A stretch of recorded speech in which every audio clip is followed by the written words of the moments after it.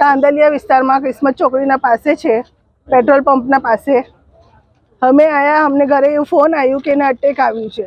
અમે આવીને જોયું, એ લોકો હાથ પગ સીધા કરતા હતા. અમે હટાવીને જોયું એની તો અહીંયા ગરદન પર બહુ બધા નિશાન હતા એના. એ ભાઈ એવું કહે છે કે ઘરમાં શું થયું. મેં 4 વાગે ચા નાસ્તો કરીને ગયો, અને એને આવીને જોયું કે તો એને ખેંચ આવી કે શું આવ્યું, તો હોસ્પિટલ લઈને એને ગયા એ લોકો ને. હોસ્પિટલથી પાછા આવ્યા તો કે ડેથ થઈ ગઈ છે. અટેકનું કશું પ્રોબ્લેમ નહોતું, એનું ખેંચની પ્રોબ્લેમ હતી, પણ એ અમને કન્ફર્મ નથી કે એટલું ખેંચની પ્રોબ્લેમ હતું એને. હમણાં જ 1-2 વર્ષ થયા, બાકી ત્યાં રહેતા હતા તાંદલિયા, જે આ તલાવડી તૂટી ગઈ ને ત્યાં રહેતા હતા. 1 વર્ષથી એને કન્ટિન્યુ કોઈ કઝિન સાથે કોઈ સાથે મળવા નહીં દીધું એમને, કોઈ લગ્નમાં નહીં, કોઈ મોત મૈયતમાં નહીં, કોઈ દિવસ એને 1 વર્ષથી આવવા નહીં દીધી. એમનાથી વાત જ નહીં થઈ અમારી. એ છોકરાઓ અંદર છે, એ પોલીસ કેસમાં બધું એ પૂછતાછ ચાલુ છે લોકોની. મંસૂરી જાવીદ. હવે એવું કરીએ છીએ અમે કે ઇન્સાફ જોઈએ અમને કે અમારી છોકરી સાથે શું થયું છે. પોસ્ટમોર્ટમની માંગ કે એને 1 વર્ષથી ટોર્ચર કર્યું, શું કર્યું, પિયરમાં કમ નહીં આવવા દેતો તો, કમ નહીં મળવા દેતો તો.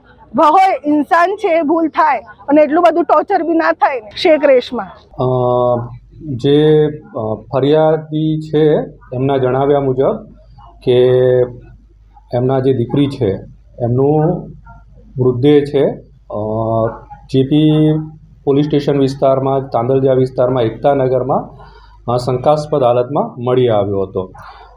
શરૂઆતમાં જ જે તે દિવસે છે એક્સિડેન્ટલ ડેથ, અનનેચરલ ડેથ દાખલ કરી અને રાત્રે જ પીએમ માટે મૃતદેહને છે પીએમ રૂમમાં મૂકી દેવામાં આવ્યો હતો.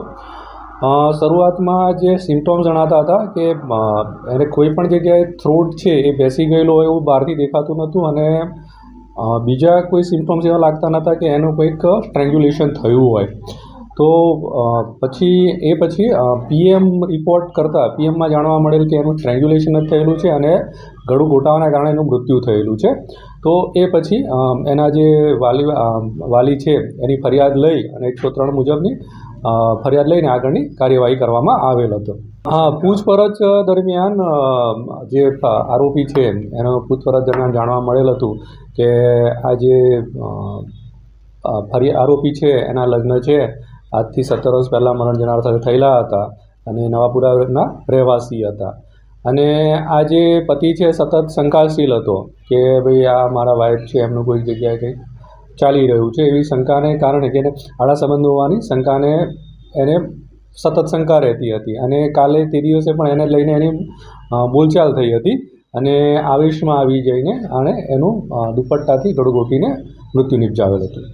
આરોપીએ જે તે વખતે છે એના જે બંને દીકરાઓ છે એ બહાર રમતા હતા. એક મોટો દીકરો છે 14 વર્ષનો છે, બહાર રમતો હતો, અને જે તે વખતે એણે એમ કર્યું કે પછી ઝઘડો થયો, એને ગળું દબાવી અને ત્યાં પછી એને સુવડાવી અને ત્યાંથી નીકળી ગયો.